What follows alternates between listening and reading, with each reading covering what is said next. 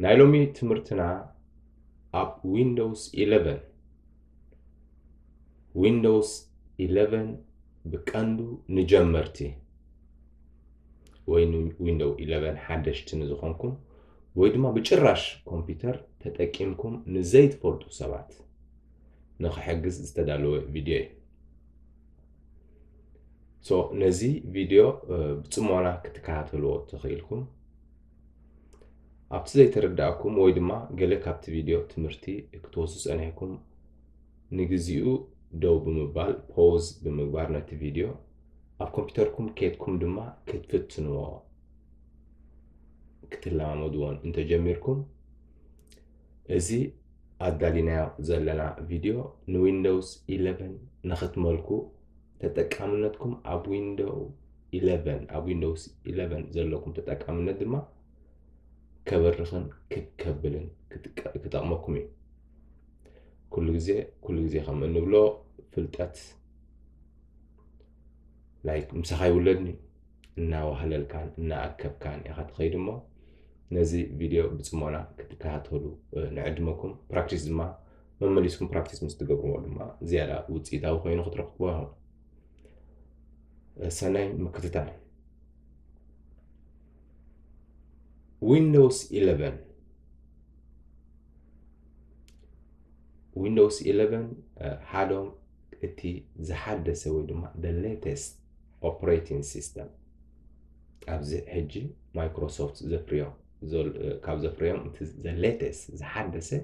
operating system operating system كنبل كلنا دما اسرحي باتا ويدما أسرحي system إلا هنتوا عن خلينا أبتورينا so هذا operating system very specific كنكون هذا ناي computer operating system انت يقبر كمبيوترنا خمسة النرئة لنا نزم مسكوت بمخفات نتتأكامنت دلوتي يقبر سلازي كمبيوترنا كتريوا خلهم كدهساس زغل هاردوير بوز قومتها كمبيوترنا لابتوب تهون ديسكتوب تهون بسكرين بكيبورد بماوس استفلالو بيدنا هنشبطهم كنبصحهم بالنخل باعتاتات زقومتها مالتي سو نزوم كلهم نزوم باعتاتات نبلهم زولنا دما أبقى كمبيوتر هاردوير إلنا نتوعر نزوم كلهم هاردوير احبيرو ننجزا رؤسهم تواهدهم حبراو قانقا حيزهم بحاجة نخعيو زخولهم operating system زي operating system بتزغلله أبيدنا زلو موبايل كنردون خلينا نتا درق شبيتكما زلخم موبايل باور طوقكم مسولعكم اتي بملكة ترئيت نعاكم اتخفتكم موبايل زسرحة OS ويدما operating system مالتي لك كم تا موبايلكم دما نزا كمبيوتر زيا أبسرح كم توعل مس تتقامي مسخا مساي مسكال تتقامي كم اتزرارب زغبرا operating system إلا نتوعل so Windows 11 كابزو نزا كمبيوترنا مسانا خم اتزرارب كجبروا استدعوا سوفتوير كوين اتزحدث مالتي كسب حجي دهر ويندو 11 زفري حدش سوفتوير يلا نأفلطون نتاريخن نتمرتن كهونا ناجن قدم حجي زفريو ببحاله كنصوع مخلينا نسله أفلطو امبرلومي علامانا كومبليتلي ملو بملو اب ويندوز 11 زتكوري مالتي سلازي إزلومي بعيننا خنريون كندسسون نخيل زلنا على موبايلنا متيو مجمريا بكمبيوتر جميرو دحرا موبايلنا صعبة graphical user interface تمرتي هاللوخا أي هاللوخا أفلطو ملو يهاللوخا أفلطو خدروت يكون بقال مدايو نتي كمبيوتر نت موبايل أتيخا نخدسسو زقالة لزقبرو قدم بعيني بكورس راح يزرار بنيرو كمبيوتر مسب graphical user interface زبهال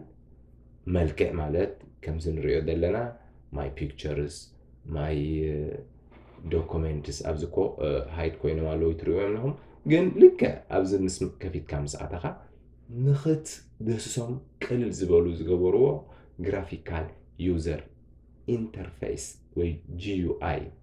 تبعيلو بحثرو تقالات الصوع مهزو مسمى أي كمبيوتر نود سب نخت كمال لا ود سب مالت تي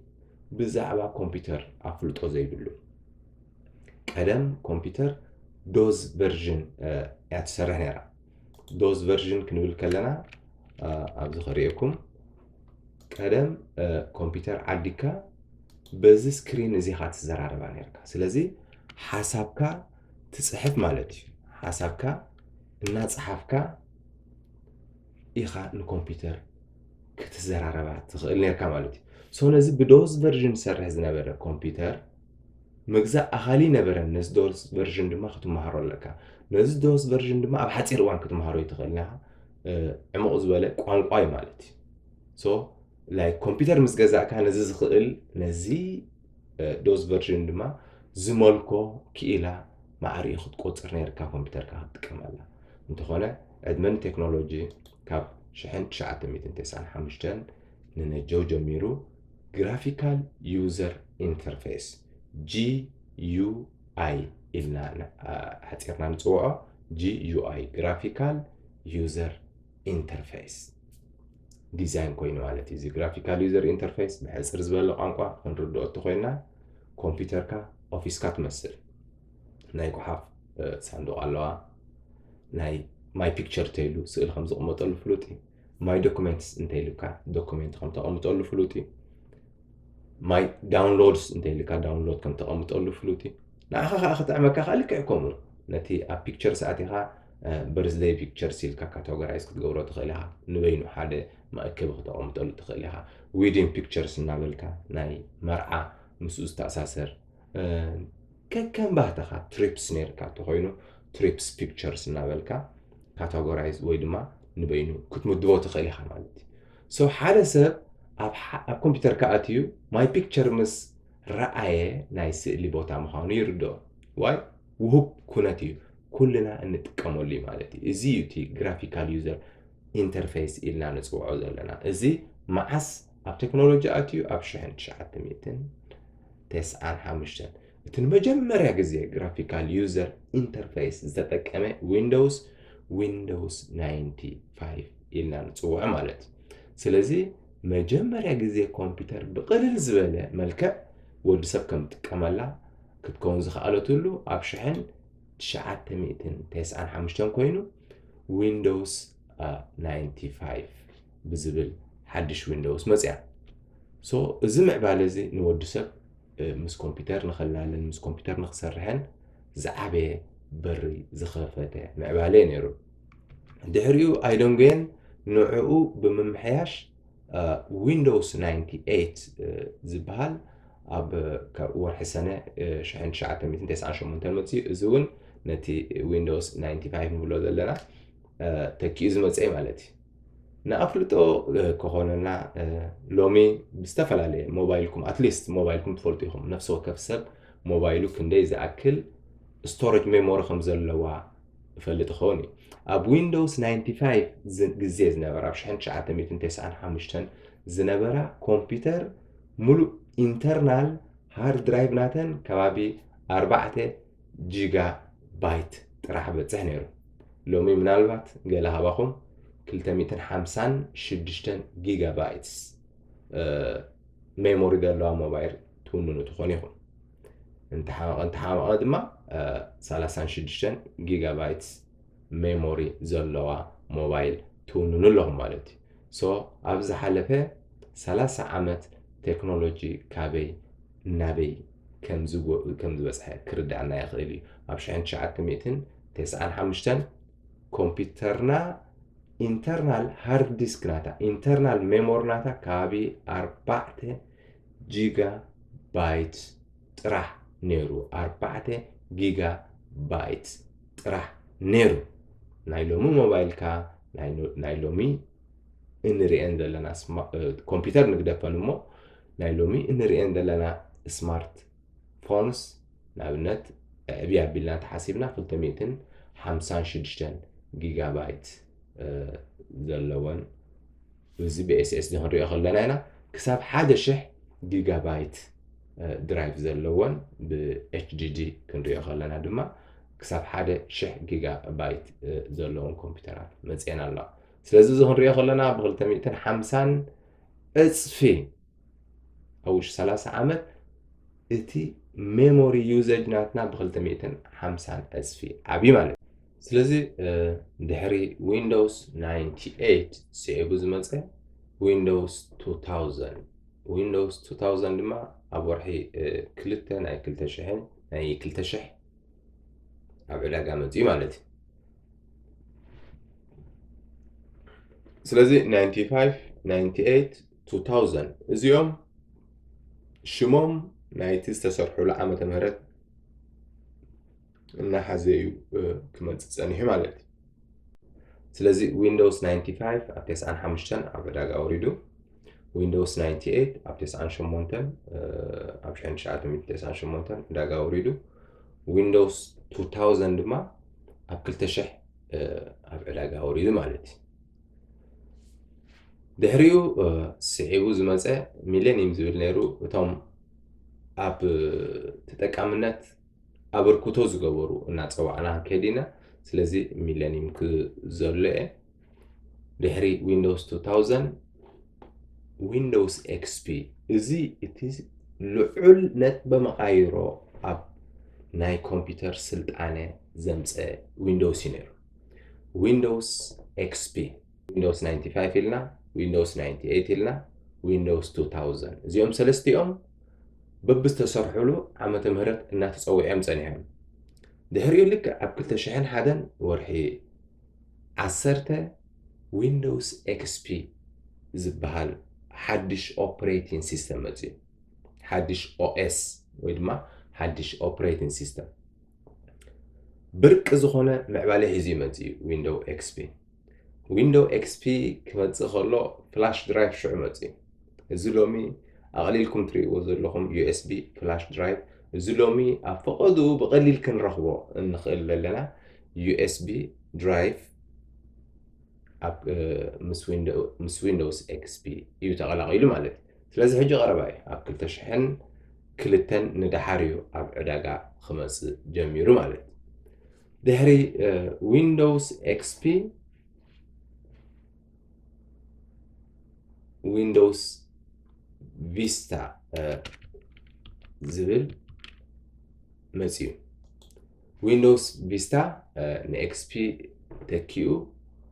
إن ويندوز إكس بي متى أتاك هون أبكل تشحن شموندن تزنوح المسألة أبدنا أوبريتين سيستم ويندوز إكس بي تزقللن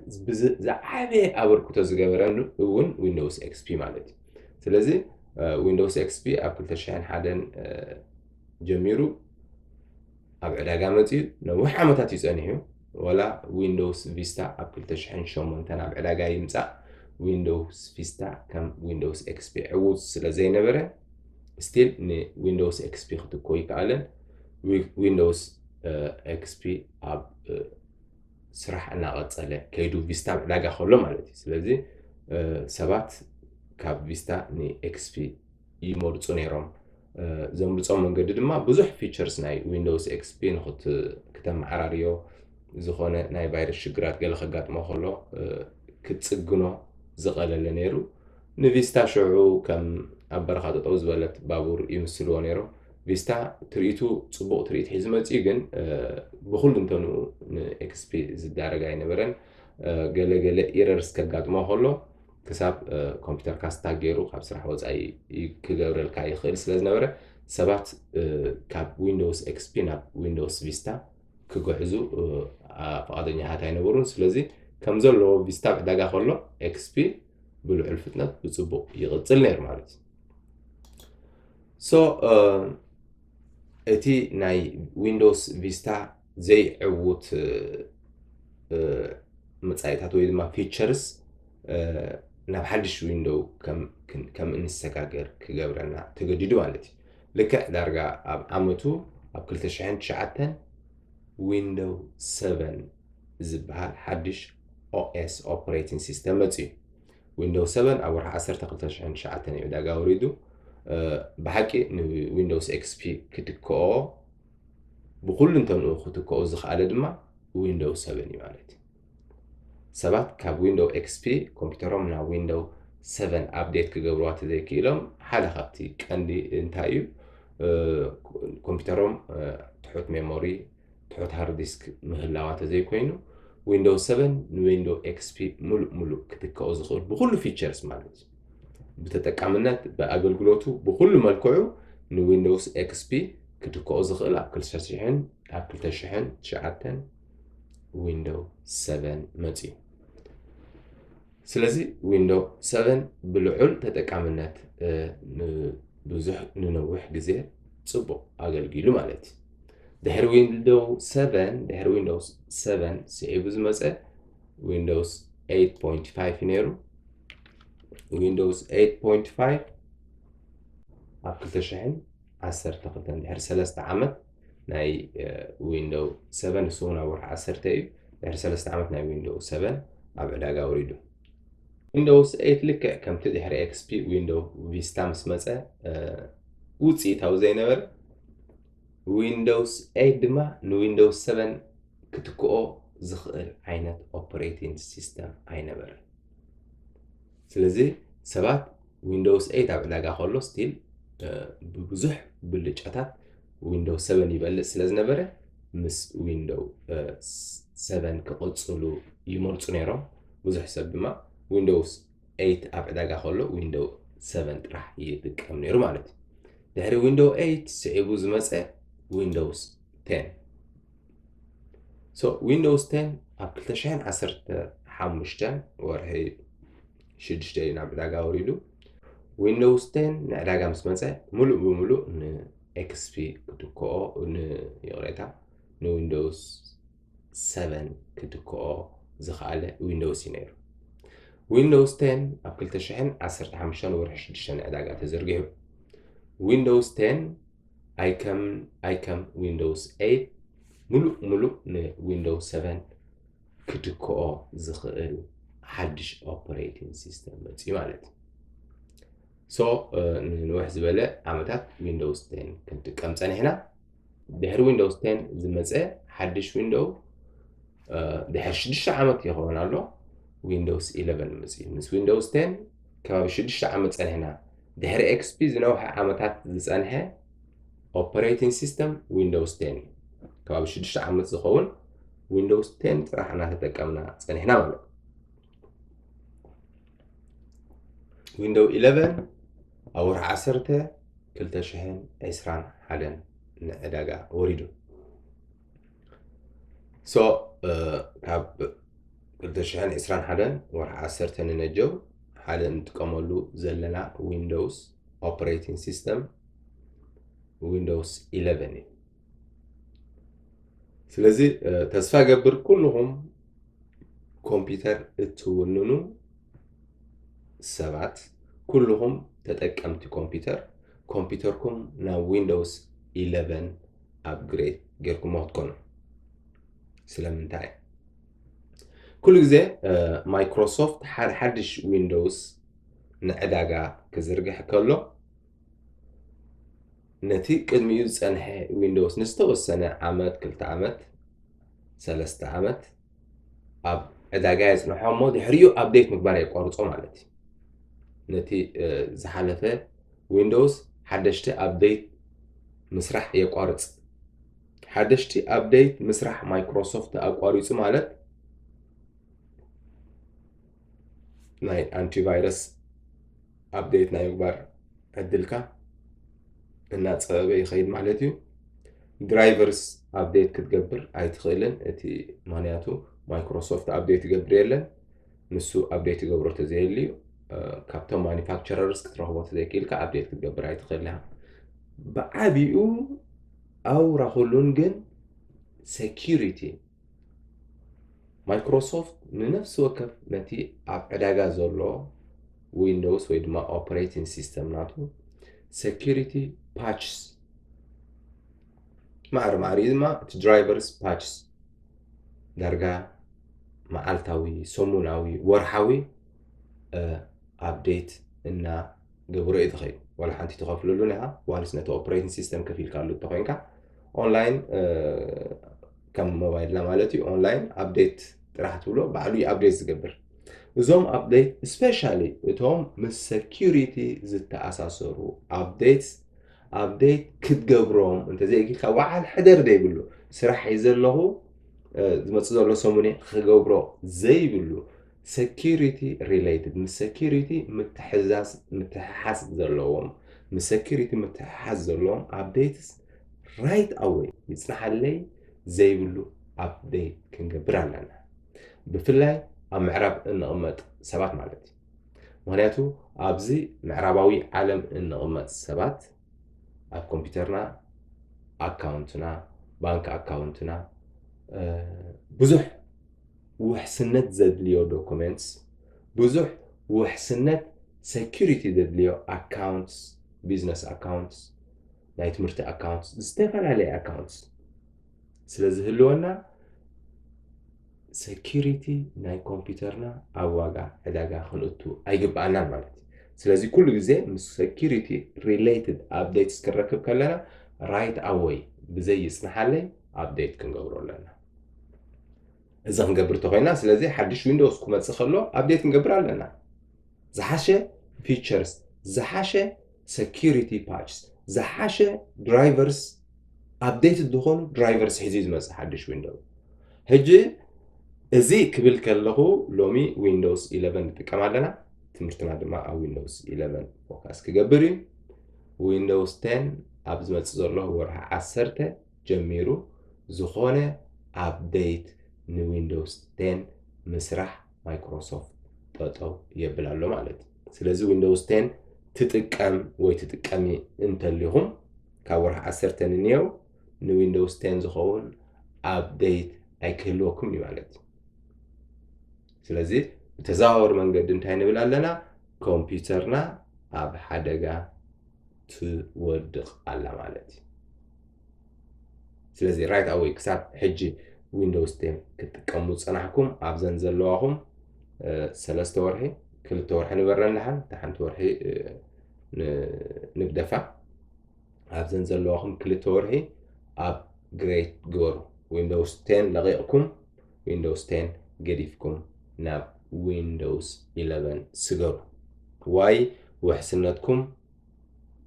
تحوتي وحسنت يبلكم مس ويندوز 10 كابور 10 نيو ابديتس اتو يبل الله مايكروسوفت مالت سلازي اذا زسدلكم زلخو اذا لومي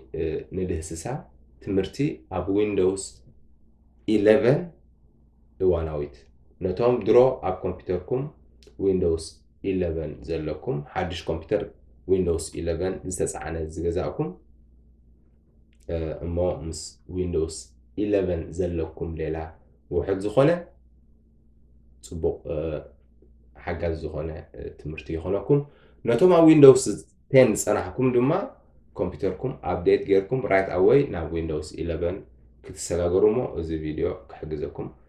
ተስፋ ገብር ሰናይ ምክትታል ንخدنا ትምርትና ويندوز 11 ክንሪኦ ከለና ነዚ ስክሪን እዚ ይመስል تحت التاسك بار نزي يمثل ديسكتوبنا نزي يمثل ويندوز 11 كاتوم زحلفو ويندوز انتاي فليز بلا نجر تريو ستارت منو اما اكل حيزو متيلو مالتي ويندوز 10 ابزي تصقاماي كورنا ايو نستارت منو اميتو نيرو اب تصقاماي كورنا انتخونه ويندوز 11 حدش ابديت غيرو اب ماكل حيزو مصيلون ستارت مينو تريت ستارت مينو تراخمو لما كم ايكونس ولا حدا تزرغ هيلن نتوم بين دخونيم زيوم قربات تطقامنت كفت مسبل ካብ ዝኽብሉኻ ፒንት ኮይኖም ዘለው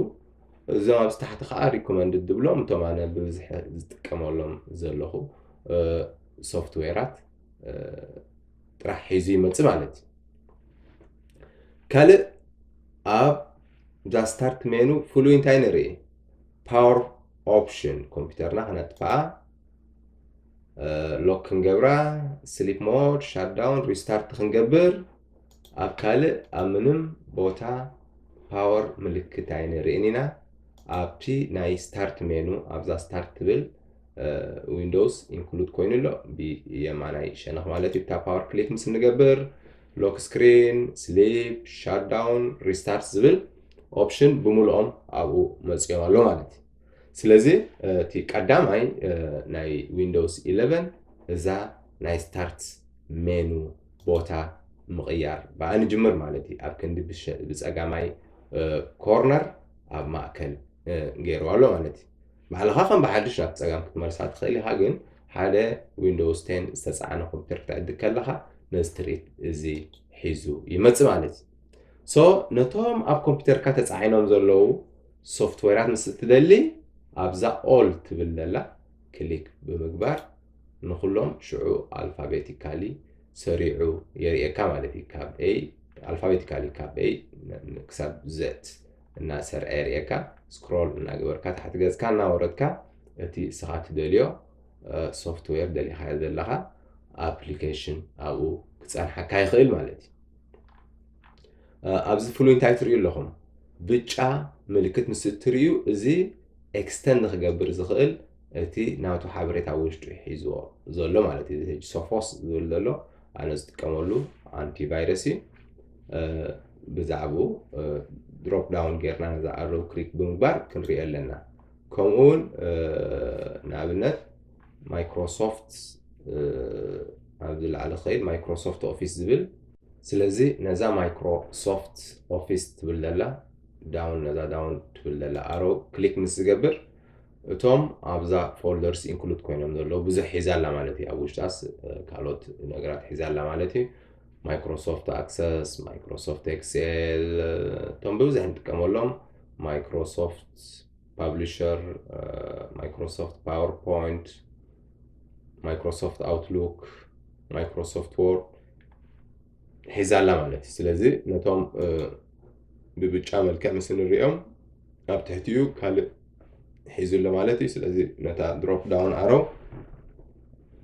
ክሊክ ብምግባር ነቶም ኣብ ታሕቲ ዘለዉ ክንሪኦም ንኽእል ስለዚ ስታርት ሜኑ ነዚኣ ትመስል ካብ ስታርት ሜኑ ክንወፅእ ድሕሪኡ እዚ ታስክ ባር ኢልና ንፅውዖ እዚ ብታሕቲ ዘሎ ሸነኽ ታስክ ባር ኢልና ንፅውዖ ኣብ ታስክ ባርና እንታይ ኣሎ ሓደ እዚኦም እቶም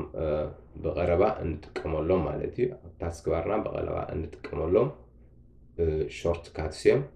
ኣብዚ እቶም ሕጂ እዞም ገሊኦም ድሮ ከፊት እዮም ዘለኹ እየ ኣነ ዝጥቀመሎም ዘለኹ እዚ ወርድ ኣነ ዝጥቀመሉ ኣለኹ ክዓፅኦ እየ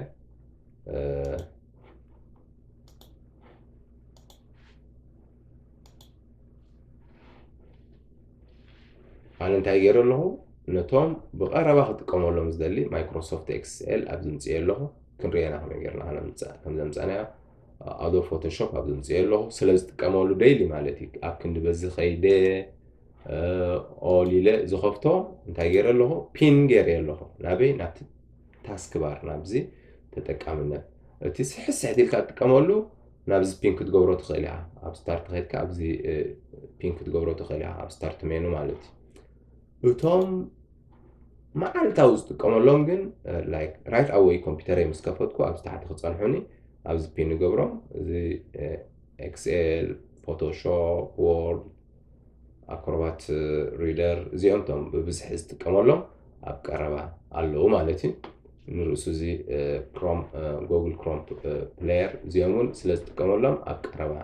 ገይረዮም ኣለዉ ስለዚ ኣብዚ ንሪኦም ሓደ ሓደ ከምዚ ማይክሮሶፍት ስቶር ባይ ዲፎልት ምስታ ኮምፒውተር ኣብኡ ይፀንሕ ዘየድልየኒ እንተኮይኑ ራይት ክሊክ ገይረ ኣንፒን ክብለ ይእለ ንኣብነት እዚ ኤጅ ዝብል ብራውዘር ኣይጥቀመሉን እየ ራይት ክሊክ ገይረ ኣንፒን ካብዚ እለዮ ይብላ ማለት እዩ እዚ ኮፓይለት ኣይጥቀመሉን እየ ዘለኹ ይኣልዮ ስፔስ ይፈጥር ንዓይ ማለት እዩ ንርእሱ እዚ ክሪኤት ስቱድዮ ዝብል ኣይጥቀመሉን እየ ዘለኹ انبي نقبره نرأسو زي مايكروسوفت تيم بقربا ديلي استقاموا لي كونن يقالي له كومو زي مايكروسوفت ايدج اي تقاموا له نيد له يقالي سو كم ذات ريوا حاجة تاي كوين الله صفف إلى التوم بمعالتا استقاموا له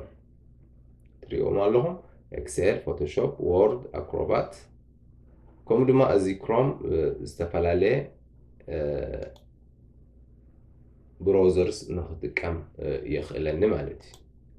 استفلالي براوزرز كتكم زخلني جوجل أبكندي جوجل أنا زي كروم يتكم سو سخادما لك كمو كتكم تخيل مالتي سو زدما نكسبلورني زخانة زخفت كايو فايل وي كتكفت مستدلي بزح سكرين تكم سلازل خوي اكسبلورر كليك مستقبر زخانة كتكفت مستدلي ኣብ ዴስክቶፕ ዘሎ ዳውንሎድ ማይ ዶክመንት ዝተፈላለዩ ተኸፍቶ ትደሊ ነገር ተሊ መንገዲ ኤክስፕሎረር ክሊክ እናገበርካ ኣብ ኤክስፕሎረር ክሊክ ምስ ገበርካ ባዕሉ ከፍተልካ ከኡ ኣብቲ ዘድልየካ ትኸይድ ማለት እዩ ንኣብነት ማይ ፒክቸርስ ክኸይድ ተደልየ ማይ ፒክቸርስ ክኸይደ ማይ ዶክመንትስ ክኸይድ ተደልየ ማይ ዶክመንትስ ዳውንሎድስ ክኸይድ ተደልየ ዳውንሎድስ ካልእ ከምኡ ቪድዮስ ክኸይድ ተደልየ ቪድዮስ ማይ ሙዚክ ክኸይድ ተደልየ ሚውዚክ እዚ ኤክስፕሎረር ንኽንድህሱ ሰውነት ኮምፒውተር ዘኽእለና ነታ ኮምፒውተር ብምልእታ በዚ መንገዲ ኤክስፕሎረር እናገበርና ኢና ንድህሳ ማለት እዩ ማይ ኮምፒውተር ክኸይድ ተደልየ ማይ ኮምፒውተር ድራይቭ ሳብ ዘለዎ ማለት እዩ ኣብ ዝደለኾ ድራይቭ ኤክስፕሎር ክገብር ይኽእል ሶ እዚ ኤክስፕሎረር ኣብኡ ዘሎ እዩ እዚ ክሮም እንታይ ብለኩም ኣለኹ ብራውዘር እዩ ስለዚ أنا زوم أبتاعهم ترتكملهم ذلوا خير استفعل عليه براوزر جوجل سيرش هتجبر بس كملت إكسل مايكروسوفت نهاي إكسل تكملي لي غير ذلوا الفوتوشوب لما تهم ساسالي أروب فوتوشوب سلست كم يعني ده كلكم خالي كسب زي تكملوا هونكم أب كمبيوتركم زي هتعنا خون خالي زي بعلي زينه ذلوا سوفت وير مالتي ስለዚህ ግድን ኣይኮነን ኣብ ኮምፒውተርኩም ኩሉ ኣብ ናተይ ግን ድሮ ጥቀመሉ ስለ ዘለኹ ፎቶሾፕ ክሊክ ምስ ዝገብር ከምዚ ኮይኑ ኣዶብ ፎቶሾፕ ይመፅእ ማለት እዩ ስለዚ እዚ ንምንታይ ኣብዚ ፒንግ ኤርያ ኣለኹ መዓልታዊ ስለ ትጥቀመሉ ኣብ ብቐረባ ክፀንሐኒ ስለ ዝደሊ ንስኻ ድማ ነቲ ንዓኻ ብቐረባ ክትጥቀመሉ ዝደልዮ ሶፍትዌር ኣብኡ ኣብ ቅድሚት ትገብሮ ማለት እዩ ወርድ ከምኡ ማይክሮሶፍት ወርድ ዝኾነ ክትፅሕፍ ገለ ምስ ትደሊ ኣብ ቀረባ ክፀንሐኒ ኣለዎ ብዙሕ ግዜ እጥቀመሉ ስለ ዝኾንኩ ማይክሮሶፍት ወርድ ክሊክ ገይረ ብቐረባ ይረኽቦ ማለት እዩ ከመይ ጌርና ነምፅኦ ክንሪኦ ኢና ኣዶብ ከምኡ ኣዶብ ፎቶሾፕ ብዙሕ ይጥቀመሉ እየ ካልእ እዚኦም እቶም ኣብ ታስክ ባር ዘለዉ ሾርት ካትስ ማለት እዩ ንርእሱ እዚ ሰርች መግበሪ ቱልባር ዝኾነ ሰርች ክትገብር ራይት ኣወይ ኣብ ጎግል ድዩ ኣብቶም ኣብ ኮምፒውተርካ ፀዓይኖም ዘለዉ ሶፍትዌራት نخدفتش يا لك ስለዚ حجز كمبيوترك ناخد بسس لازم حجزك او قديف يلهم دهريو زارو زيا مسنريا انت تحب زارو زيا تحابي زلو زاد لينا كن فريكوينتلي ديكونه ابزي نريا مالتي سو ابزي نعملت زي انتي فيروس تقملو دلهو جز كصحف تتقيملو دلهو ገለገለ ካልእ ከፊትዮም ዘለኹ እዚ ዩኤስቢ ድራይቭ ዋን ድራይቭ ኣነ ዝጥቀመሎም ግን ዋንስ ሓንሳብ ምስ ተጠቀምካሎም ሲ ፀኒሕካ ንብር ነርካ ፅንሕ ኢልካ ትሪኦም ኣብ ቅድሚ ዓይንኻ ክኾኑ ዘይብሎም ዓይነት ኣፕሊኬሽንስ ኣብዚ ሃይድ ይኾኑ ማለት እዩ ኣብዚ እንተሪኢኹሞ ዋን ድራይቭ ፐርሰናል ኦንላይን ዝብል ኣሎ ብፍላይ እዞም ኣብ ምዕራባዊ ዓለም ዘለኹም ማለት ምስ 24/7 ምስ ኢንተርኔት ኮኔክትድ ዝኾንኩም ሰባት ላይክ ኣብ ገዛኹምን ኣብ ኦፊስን ኮምፒውተር ትጥቀሙ እንተለኹም ወላ እውን ኣብ ሞባይልኩምን ኣብ ላፕቶፕኩምን ሓፈሻዊ ፋይል ክትጥቀሙ ደልዩ እንተኮይንኩም ዋን ድራይቭ ሬጅስተር ተገይርኩም ፅቡቅ እዩ እንታይ ማለት እዚ ዋን ድራይቭ ኣብ ኣብ ኮምፒውተርካ ይኮነን ሴቭ ዝኸውን ኣብ ጉግል ድራይቭስ እዩ ሴቭ ዝኸውን ስለዚ ናይ ጉግል ድራይቭ እዚ ዋን ድራይቭ ዝብል ስለዚ ኣብዚ ዋን ድራይቭ ዘቐመጥክዎ ፋይል ሲንክሮናይዝ ምስ ዋን ድራይቭ ዝገበርክዎ ኣብ ሞባይለይ ኮይነ ሰርሕ ተልየ ኣብቲ ዋን ድራይቭ ሴቭ ክኸውን ሽዑ መፅአ ብላፕቶበይ እንተኸፊተዮ ድማ ደሴም ነቲ ኣብ ሞባይለይ ዝሰርሖ ፀናሕኩ እዩ ዝቕፅል ስለዚ ዴስቲኔሽን ትማዕልዎ ናይቲ ዶክመንት ኣበይ ኮይኑ ኣሎ ኣብ ዋን ድራይቭ እዚ ዋን ድራይቭ ኩሉ ግዜ ኦንላይን ኣሎ ማለት እዩ ተደሊኻ ብኮምፒውተርካ ትረኽቦ ተደሊኻ ብሞባይልካ ስፔሻሊ ላይክ ምስ ኮምፒውተር ዝተኣሰር ስራሕ ዘለኩም ሰባት ኣብ ኦፊስኩም ኮምፒውተር ክህልወኩም ይኽእል ብፍላይ ኣብ ኦፊስኩም ኮምፒውተር ተድሊኩም ካብ ገዛ ላፕቶፕ ንኦፊስ ሒዝኩም ዘኸይድ ጉዳይ የብልኩምን ዋንስ ሲንክሮናይዝ እንተጌርኩማ ኮምፒውተርኩም ንዋን ድራይቭ እታ ላፕቶፕኩም ንዋን ድራይቭ እታ ዴስክቶፕኩም ድማ ንዋን ድራይቭ ሲንክሮናይዝ ክትገብርዋ ትኽኢልኩም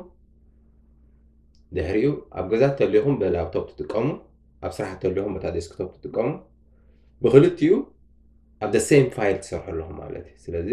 እቲ ሓደ ሒዝካ ምንቅስቃስ ኣየድልየካኒ ላፕቶፕካ ሒዝካ ምንቅስቃስ ኣየድልየካኒ ትገይሽ ተሊኻ ድማ ላፕቶፕካ ሒዝካ ትኸይድ ኣብ ኦፊስካ ከም ዘለኻ ማለት እዩ ሶ እዚ ዋን ድራይቭ ነዚ ጥቕሚ ዘለዎ ከምኡ እዚ ማይክሮፎን ድሮ ሕጂ ሪከርድ ዝገብር ስለ ዘለኹ ኣብ ናትኩም ዘይክረአ ይኽእል እዚ ላንጉጅ ኦፕሽን ኣነ ላይክ ሞስት ኦፍ ታይም እንግሊሽን ኣራቢክን ይጥቀመ ካልእ ቋንቋታት ትጥቀሙ እንተኮንኩም ኣብዚ ሞር ኪቦርድ ብዝብል ብምኻድ ቋንቋታት ክትገብሩ ትኽእሉ ኢኹም እዚ ስለዚ እዚ ኣብ ታስክባር ዘሎ እንታይ እዩ ዘርእየና ኣብ ኮምፒውተርካ ዘለካ ናይ ቋንቋ ኦፕሽን ዋላ ሓንቲ ቋንቋ ዘይብልካ ዘይክህሉ ይኽእል እዚ ኣብዚ ኣይክመፅኒ ኣትሊስት ግን ክልተ ቋንቋ ትጥቀም እንተለኻ እቲ ላንጉጅ ኦፕሽን ይመፅእ ስለዚ ዓረብ ክጥቀም ተደልየ ነዚኣ ክሊክ ክገብር እየ ድሮ እንግሊሽ ትጥቀም ዘለኹ ዓረብ ተደልየ ናብዚኣ መፅእ ኮምፒውተረይ ዓረብ ተቐይራ ኣላ እንግሊሽ ተደልየ ድማ መፅአ ናብቲ እንግሊሽ ዝብል ክሊክ ክገብር ኮምፒውተረይ ናብ እንግሊሽ ተቐይራ ኣላ ማለት እዩ ድሕሪኡ ስሒቡ ዝምፅእ ምስ ኮኔክሽን ዝተኣሳሰር እዩ ምስ ኮኔክሽን ኣጋጣሚ እዛ ላፕቶፕ ምስ ናይ ገዛይ ዋይፋይ ኮኔክት ኮይና ኣላ ቤል ኣብዚ ነግረኩም ኣሉ ምስ ናይ ገዛይ እንተዘይኮይኑ እዚ ዋይፋይ እዩ ብሉቱዝ ዋይፋይ ኦፕሽንስ ክህልወካ ክእል እዩ ዝተፈላለየ ኣብዚ ከባቢ ዘሎ እዩ ዝነግረኒ ዘሎ እዚ ዳይሬክትሊ ምስ ዋይፋይ ኮኔክት ክትገብር ትኽእል ማለት እዩ ንስኹም ብኬብል ድማ ከምኡ ተመሳሳሊ ኬብል ዝኾነ ኬብል ኮኔክት ገይረ ስለዘየለኹ እዩ ኣብ ዴስክቶፕ ዳይሬክትሊ እቲ ናይ ኬብል ኮኔክሽን ኣብዚ ክመፅእ እዩ ኣብ ላፕቶፕ ግን ሞስት ኦፍ ዘ ታይም እቲ ኣብ ቅድሚት ዝመፅእ ድሮ እቲ ዋየርለስ ኮኔክሽን ኢኔብል ስለዝኾነ ላፕቶፕ እዚ ዋየርለስ እዩ ድሮ ዋየርለስ ኮኔክት ገይረ ስለ ዘለኹ ድማ ንምስ ምንታይ ኮኔክት ገይረ ኣለኹ ነግረኒ ኣሎ ካልእ ተመሳሰልቲ ንዋየርለስ ኮኔክሽን ክሪኤት ክገብረሎም ዝኽእል ኦፕሽንስ ድማ ኣብዚ ታሕቲ ነግረኒ ኣሎ ዝፈልጦ እንተልዩ ኮኔክት ይገብር ኣነ ግን ድሮ ኮኔክትድ ናይ ገዛ ስለ ዘለኒ እዚ ዋየርለስ ኮኔክት ኮይኑ ኣሎ ማለት እዩ ድሕሪኡ ስዒቡ ዝመፅእ እዚኦም ምስቲ ሲስተም ዲፎልት ዝፀንሑኻ ማለት እዩ ኣብ ላፕቶፕ ኮይነ ዝሰርሕ ስለ ዘለኹ ድማ ዋየርለስ ጥራሕ ርየኒ ዋየርድ እውን ከርእየኒ ይኽእል ነይሩ ማለት እዩ ሶ ድሕሪኡ ስዒቡ ዝመፅእ እዚ ሳውንድስ እዩ ኮምፒውተርካ ዘሎ ድምፂ ተመሳሳሊ ድምፂ ክተትሕቶ ሕጂ እዚ ባይ ዲፎልት ኣብ ዊንዶው 11 ኣብዚ ክሊክ ገይረ ኣብዚ ኮኔክሽን ክሊክ ገይረ እቲ ቮሊዩም ኣብዚ ኮንትሮል ዲ ናብ ቮሊዩም ክሊክ ገይረ እውን ተመሳሳሊ ክልቲኦም ብሓደ መፅኦም ዘለዎ እዮም ስለዚ እዚ ናይ ኮኔክሽንን ናይ ቮሊዩምን ተመሳሳሊ ንክልቲኡ ብሓደ ዘማልአ እዩ ብርሃን ናይ ኮምፒውተረይ ክቀዋፀርን ኣብኡ ኢንክሉድድ እዩ ማለት እዩ ብሓፈሻ ናይ ባትሪ ኩነታት እውን ኣብዚ ንሪኦ ስቲል ሙዚየም እውን ኢንክሉድድ እዩ ነዚ ይመስል ድሕሪ እዚ ላፕቶፕ ጥቀም ስለ ዘለኹ ናይ ባትሪ ኩነታተይ ኣብ ከመይ ዝበለ ኩነታት ኣሎ ይነግረኒ ዴስክቶፕ ትጥቀሙ እንተለኹም እዚ ኣብዚ ክህሉኒ ስለዚ እዚኣ ዘይብላ ታስክባር ክትሪኢኹም ማለት እዩ ካብኡ ቀፂሉ ዝመፅእ እዚ ሰዓትን ካላንደርን ላይክ ኣባይ ሎሚ ነዚ ይመስል ዕለት ሰዓተይ ድማ ነዚ ይመስል أبزز لكم وكبابي نابنت كمبيوتر كا جزا خلقها ساعتين علتين زي معروي كوينو هتصنع هي خيلي سلتي بتيس هذا اللي خايو كبابي نزل كليك بمقبر ويلما رايت كليك بمقبر adjust date and time بمقبر كيتكا تايم زون ناتكا خطير تخليها اوتوماتيك بمقبر تايز حق زكا كل زي بعلو تايم زون كان زرخبو يقبر مالتي زي كوينو بعلقة تايم زون تنقرلو أجابة بالو دهر حبيرنا هرينا همود أتا أبتاسكبر زلاتنا أنت نوتيفيكيشن زخون حدش حبرتا مسهلو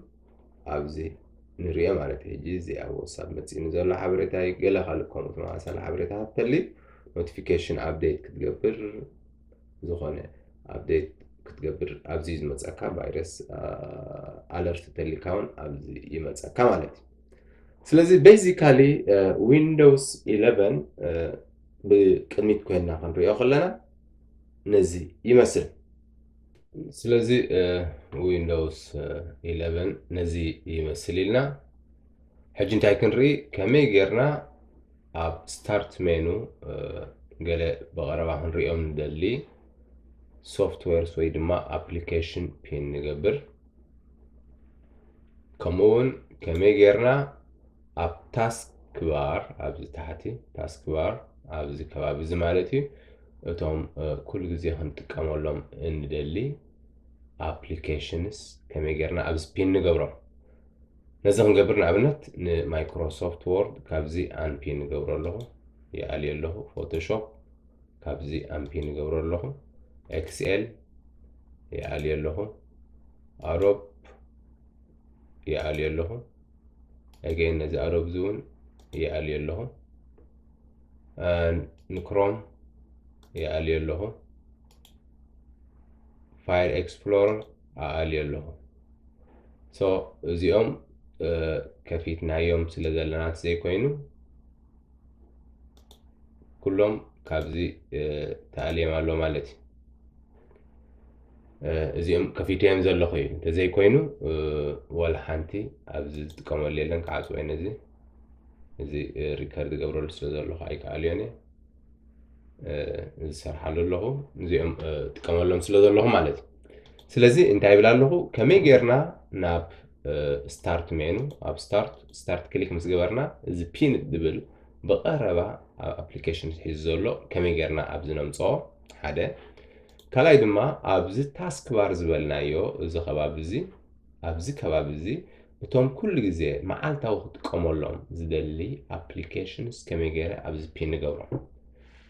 ነዚአን ክልተ ሓቢርና ክንሪና ሰናይ ምክትታል ሶ መጀመርያ ንዝኾነ እንደልዮ ሶፍትዌር ኣበይ ከድና ንረኽቦ ኢልና ስታርት ኢልና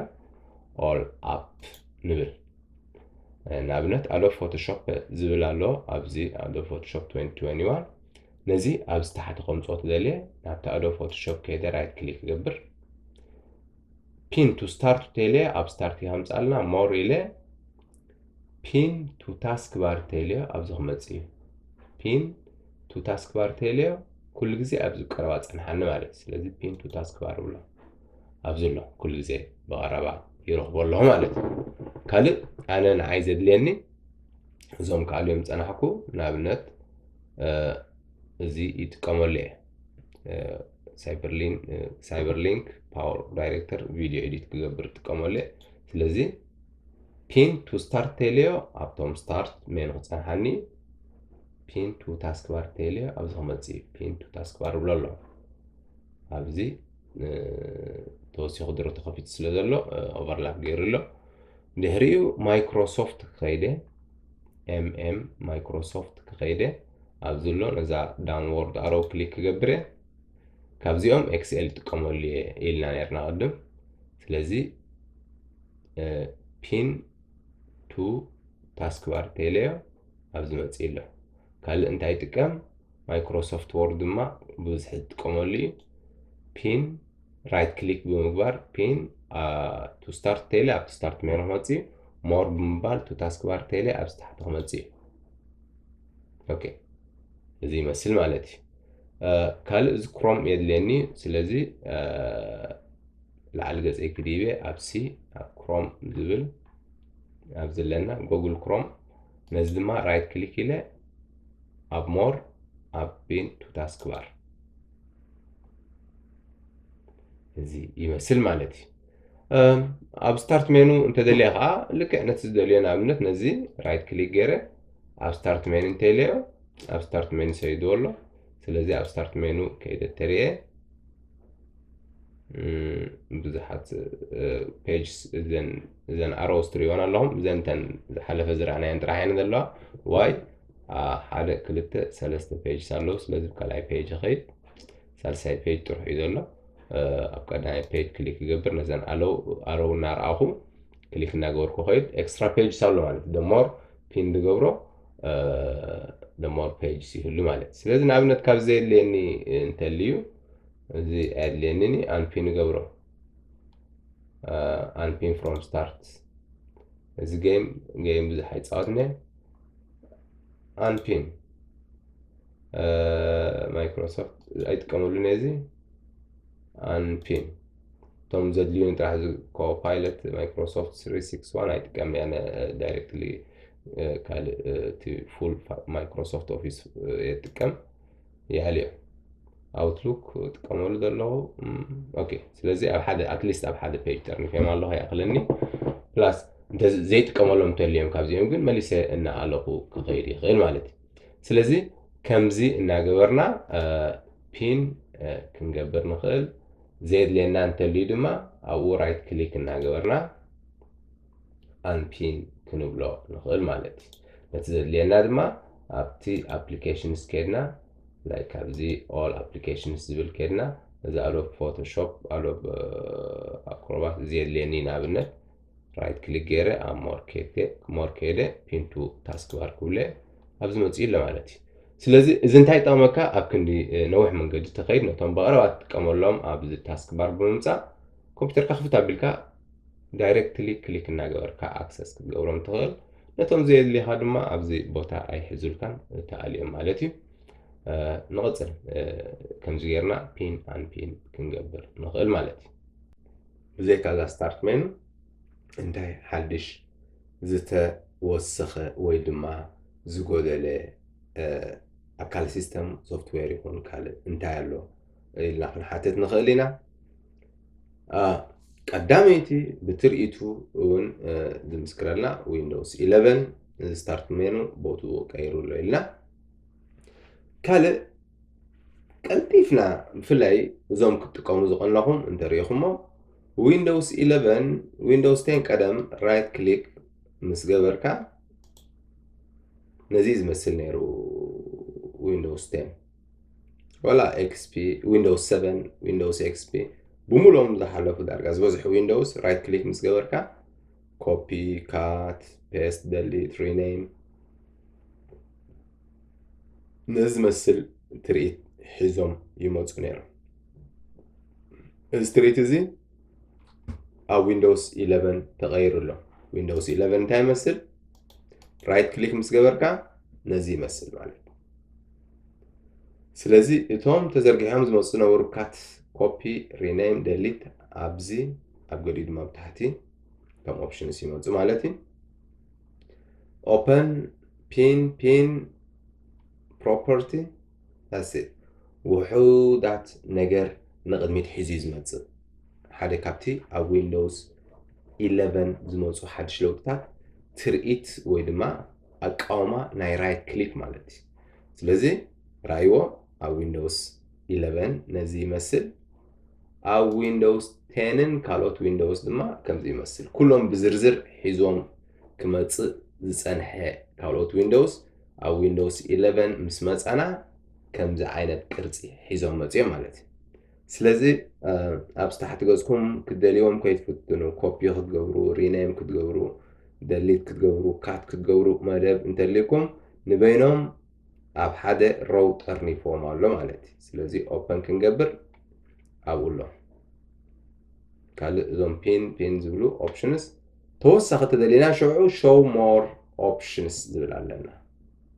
ዝርዝራውን ኩሎም ክንሪኦም ማለት ከምቲ ኦልድ ቅድሚ ሕጂ ንጥቀመሉ ዝነበርና መልክዕ ብምሉእ ብከምኡ ዝመስል መልክዕ ንኩሎም ብዝርዝር ክንሪኦም ተደሊና ኣብዚ ሾው ሞር ዝብል ንመፅእ ዊንዶው 11 ኖርማል ራይት ክሊክ ተገይርና ነዚ ዓይነት እዚ ቅርፂ ሒዙ ዝመፅእ ንሰማዕ ኣለና ከምዚ ዓይነት ትርኢት ሒዙ ዝመፅእ ስለዚ ኮፒ ካት ሪኔም ደሊት ድብሉሲ ኣብ ላዕሊ ወይ ድማ ኣብ ታሕቲ ብኣይከንስ ምስ ሽሞም ስእሊ ምስ ኣስማቶም ተሰኒዩ ክመፅእ እዩ ሾው ሞር ኦፕሽን ምስ እንብል ሽዑኡ ልክዕ ነቲ ዝለመድናዮ ቅርፂ ናይ ራይት ክሊክ ሒዙልና ይመፅእ ማለት እዩ ኩሎም እቶም ኣብ ራይት ክሊክ ቀደም ራይት ክሊክ ነዚ ይመስል ነይሩ ስለዚ ነዚ ትርኢት እዚ ክንርኢ ተደሊና እንታይ ኢና ንገብር ነታ ኣብ ታሕቲ ዝፀንሐት ሾው ሞር ኦፕሽንስ ናብታ ሾው ሞር ኦፕሽንስ ትብል ናብኣ ክሊክ ብምግባር ነቶም ኩሎም ኦፕሽንስ ንሪኦም ማለት እዩ ስለዚ ሓቢርና እስከ ክሊክ ንግበራ ኦኬ it looks like this ነዚ ትመስለልና ማለት እዩ ስለዚ ብዝርዝር ንኩሎም ሒዛትልና ትመፅእ ሓደ ካብቲ ሓድሽ ለውጢ ኣብ ዊንዶውስ 11 ዘሎ እዚ ራይት ክሊክ ኦፕሽን ማለት እዩ እዚ ራይት ክሊክ ኦፕሽን ማለት እዩ ካልኣይ ዊንዶውስ 11 ዓብይ ለውጢ ዝገበረሉ ክፋል እንተልዩ ኣብ ሴቲንግ ኣብ ዊንዶውስ 11 ኣብ ስታርት ሜኑ ምስ ከድና ሴቲንግ ዝበሃል ኦፕሽን ወሲኹ ኣሎ ትሪእዎ ኣለኹም ሴቲንግ ዝብል ኦፕሽን ወሲኹ ኣሎ እዚ ሴቲንግ ነቶም ብዙሓት ኣብ ኮንትሮል ፓነል ኣብቶም ካልኦት ሶፍትዌራት ኣብ ዊንዶውስ 10 ዊንዶውስ 8 ዊንዶውስ 7 ከምኡ እናበልና ክሳብ ንድሕሪት ገፅና ዝኸድና ኣብ ኮንትሮል ፓነል ዝነበሩ ብዙሓት ሶፍትዌርስ ኣብዚ ከካትቶም ክኢሉ ኣሎ ማለት እዩ እዚኦም እቶም ስፔሻሊ ኣፕ ከም ኣፕ ባይ ዲፎልት ምስቲ ዊንዶውስ ዘለዉ ኣፕስ ማለት እዩ ኢንስታል ኣፕ ተሪእና ሕጂ ነቶም ኢንስታል ኣፕ ኣብዚ የምፃልና ማለት እዩ እዚ ቀደም ኣብ ኮንትሮል ፓነል ኣብ ፕሮግራም ፋይልስ ክንሪአና ብኡ እንድሓር ፀኒሕና ክንሪአና ኢንስታል ኣፕ ኣብዚ ብምሎም እታ ኣብ ኮምፒውተርና ተፃዒኖም ዘለዉ ኣፕስ ኣብዚ ንሪኦም ማለት እዩ ኣብዚ ተኣኪቦም ኣለዉ ስለዚ በዚ መፂና ክንኣልዮምን ክነመሓይሾምን ንኽእል ማለት እዩ ከምኡ እውን ኣብ ብሉቱዝ ኤንድ ዲቫይስስ ምስ ብሉቱዝ ዝተኣሳሰሩ ባእታታት ኣብ ብሉቱዝ ኤንድ ዲቫይስስ ብዝብል ሓድሽ ዲቫይስ ኣድ ክንገብር ተደሊና ቅድሚ ሕጂ ኣድ ጌርናዮም ፀናሕና ምዛ ኮምፒውተር ኮኔክት ወይ ድማ ፔር ገይሮም ዝነበሩ ብሉቱዝ ዲቫይስ ድማ ኣብዚ ከምኡውን ፕሪንተር ኤንድ ስካነርስ ኣብዛ ኮምፒውተር ዘለና ፕሪንተር ንኣብነት እዚ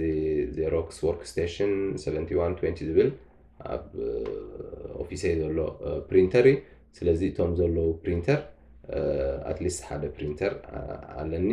ካብኡ ማይክሮሶፍት ፕሪንተር ኣለኒ ከምኡ ምስ ፕሪንተር ዝተኣሳሰር ወይ ሓድሽ ፕሪንተር ኣድ ክትገብር ትደሊኻ ኣብዚ ብሉቱዝ ብምምፃእ ፕሪንተር ኤንድ ዲቫይስ ኣብኡ ንኸይድ ማለት እዩ ብዓብኡ ኣብዞም ሾርትካትስ ኣብዞም ብስታርት ሴቲንግ ዝኸድናዮም ዊንዶውስ ኣፕዴት ዊንዶውስካ ኣፕ ቱ ዴት ድዩ ኣይኮነን ስለዚ ንኣብነት ዊንዶውስ ኣፕዴት ኣብዚ ቼክ ፎር ኣፕዴትስ ክንብል ንኽእል ኢና እንታይ ሓድሽ ኣፕዴት ኣሎ ቼክ ገይሩ ይነግረና ማለት እዩ most of the time ኮምፒውተረይ almost daily update ስለትገብር ሓድሽ ኣፕዴት ሓደ ባዕለይ ነቲ ኢንስታሌሽን ፕሮሲድ ክገብር ፖዝ ዝገበርኮ ዘይኮይኑ ኩሉ ግዜ ዴይሊ ሲ ኣፕዴት ይገብር እዩ ስለዚ you are up to date ወላ ሓንቲ ሓድሽ ኣፕዴት ዝኸውን የለን እዚ get the latest updates as soon as they are available ነዚኣ ኦን ተዘይገርኩማ ኩሉ ግዜ መዓልታዊ ኣብዚ ብምምፃእ ቼክ ኣፕዴት ክትብሉ ኣለኩም ማለት እዩ ስለዚ ነዚ ንምውጋድ ኣብዛ ኣፕዴት ትብል ሴቲንግ ብምምፃእ get the latest updates as soon as they are available ትብል ኦን ንገብራ ስለዚ ኩሉ ግዜ ሓድሽ ኣፕዴት ክህሉ ከሎ ባዕሉ ሲስተም ቼክ ገይሩ ከምዚ ኣፕዴት ኣሎ ኢንስታል ክገብሮ ግድን ናትካ ፐርሚሽን ዝሓትት ስለዚ ኢንስታል ዶ ክገብሮ ብለካ ብዝጣዕመካ ግዜ ሞስትሊ ኦቨርናይት ተጌርካ ትጥቅሰሉ ሰዓት ኣውቶማቲካሊ ደቂስካ ከለካ ኮምፒተር ወሊዕካ ተገዲፍካ ኣብዴት ገይሩ ሪስታርት ክገብር ይኽእል ማለት እዩ ካልእ ታይም ኤንድ ላንጉጅ ኣብዚ ኣሎ ግዜ ክትቅይሩ ትደልኹም ኣብዚ ሴት ታይም ዞን ኣውቶማቲካሊ ገይረ ኣለኹነ ናተይ ሎኬሽን ሎኬት ስለዝኾነ ሴት ታይም ኣውቶማቲካሊ ላይክ ምስቲ ዘለኹ ከባቢ ትኽክል ኣብዴት ክገብረለይ ማለት እዩ እዚ ግን እቲ ሪጅን ናትካ ትኽክል ኮፍ ክተብሎ ኣለካ ማለት እዩ ሕጂ ኣውቶማቲካሊ ክትብል ከለኻ ኣበይ ዓዲ ኣለኻ እዚ ክትቅይሮ ኣለካ ካናዳ ተዘየለኻ ኣነ ካናዳ ስለ ዘለኹ ካናዳ ገይረየ ስለ ዘለኹ እዩ ናተይ ትኽክል ሎኬሽን ይበ ኣለኹ ስኻ ድማ ኣብዚ ብምምፃእ ዘለኻዮ ዓዲ ንኣብነት ኣብ ኤርትራ ተለኻ ኤርትራ እንተልካያ okay and no Egypt غيره Eritrea له regional format Eritrea okay dates okay ስለዚህ is time zone كغيره لنا ኤርትራ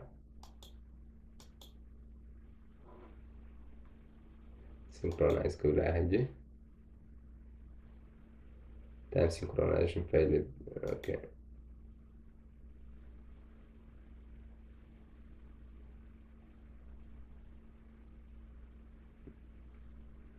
حاجة تي location ولا غير تبغى غير update جورو سلزلنا عم كندا هم مولسه اللي كأتنا عايز اللي خايو عدي ملو حبرتها بتغكل مسحب كايو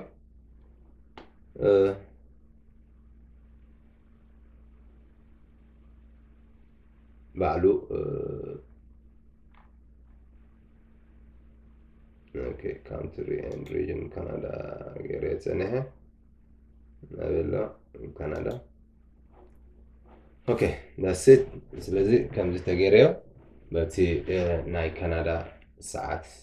ዕለትን ብኡ ኣፕዴት ገብር ማለት እዩ ታይም ዞን ክትህቦ ኣለካ ሪጅን ፎርማት ኣበይ ዘለዚ ካናዳ ክገብሮ እዚ okay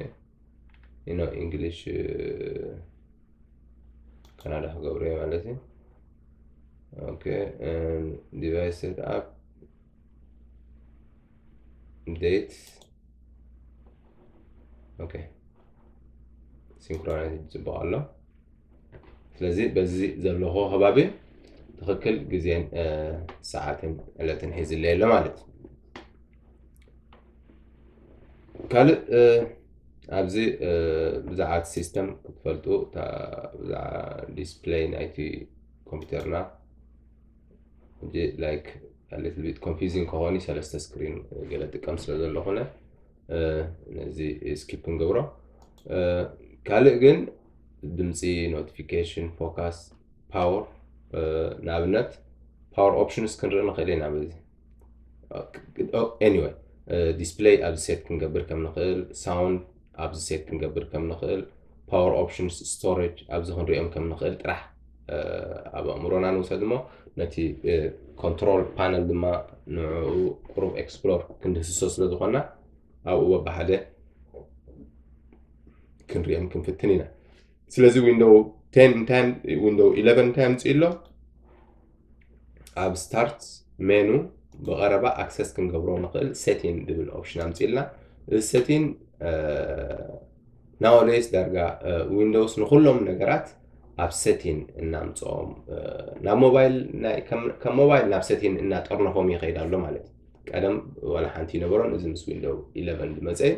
لذي بزحات control panel كيد لومي واحد نجاري ذلك كلهم أب setting إنهم تصوم يخيل على so control panel ግን ጠፊዩ ማለት አይኮነና ኖርማሊ ሰርች ጌርና control panel ተልና መጽኢሎ እዚ control panel ቀደም ኮምፒውተርና ነዚያት መስል ነራ ኖርማሊ ኣብ ኮምፒውተርኩም كمزي انت تريد تتصنيحكم كمزي تصنحكم توزع جزء انت سيت جيركم تتصنيحكم انا سمول ايكونز سلاز فوتو كمزي يقولوا ديتيلز نقولهم كريان مالك قدم زخون ان كمبيوترنا زو كل سيتين كونه سوفت وير كونه درايفرز كونه ديفايسز كونه كل نجر اب كنترول بانل استخاتة نيرو زي كوين قدم بمولو ابزيم نيرو سلاز ستيل ابزي الو نابنت device and printer bluetooth and devices ኣብ ዝረኣናዮ ኣብኡ ነይሩ እዚ ካልእ ንኣብነት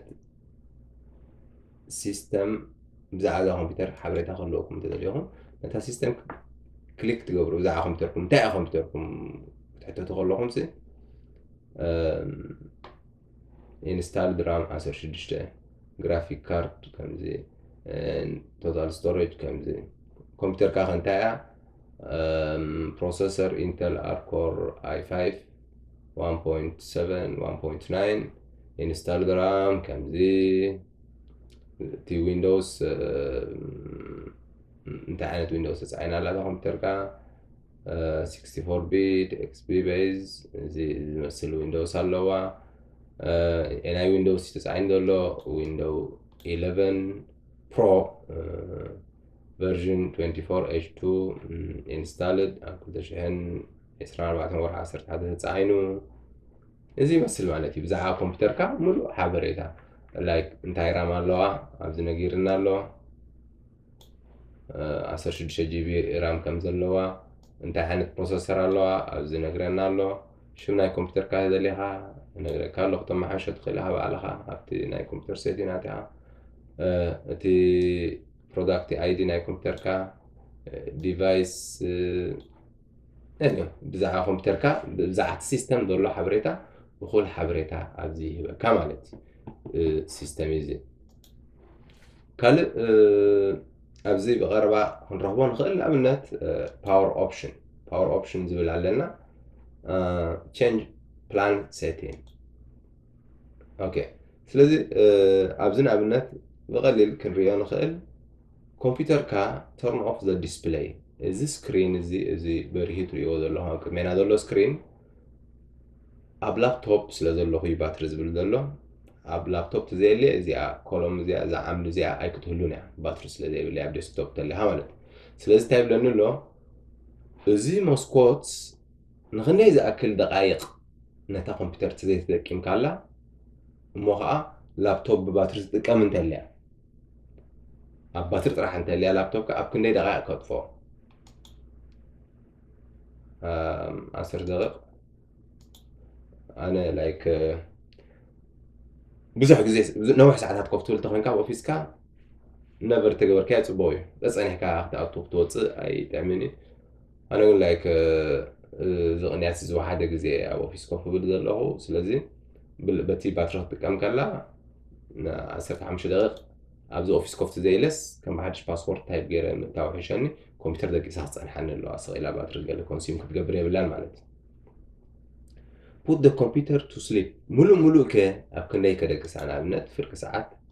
كه تقوم كلها أنت تسأني هذا كمبيوتر كه تنكب قوة فرق ساعات تسأني هذا تدقس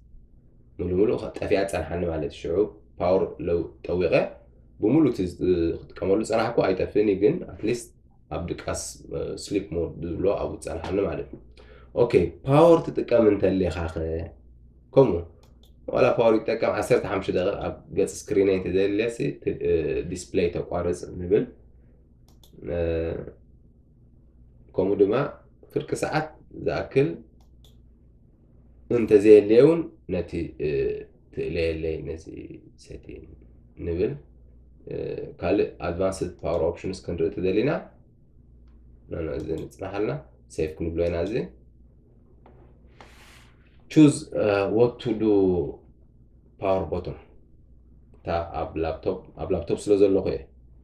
ولا بديسكتوبن تاشمون قبرون خلينا تا باور تبيلنا انت هتقبر تدلي